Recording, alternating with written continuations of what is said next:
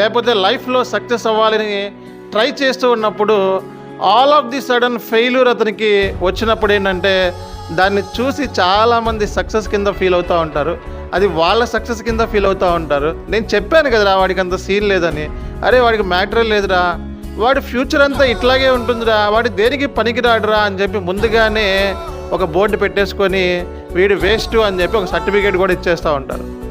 And ఒక విషయం మీకు చెప్పదలుచుకున్నాను, రేపు అనే రోజు ఎంత పవర్ఫుల్ అంటే ఈవెన్ రాయిని కూడా రత్నంలా మార్చగలదు. కాబట్టి సో ఒక పర్సన్ యొక్క ప్రజెంట్ స్టేటస్ని చూసి లేదా కండిషన్ చూసి ఫ్యూచర్ని ఎస్టిమేట్ చేయడం అనేది అతనికే చాలా ప్రమాదకరం. ఎందుకంటే ఆ పర్సన్ తిరిగి ఎలా వస్తాడంటే బౌన్స్ బ్యాక్ అయ్యండి ఒక సింహంలాగా వచ్చే ఛాన్సెస్ ఉన్నాయి, గుర్తుపెట్టుకోండి.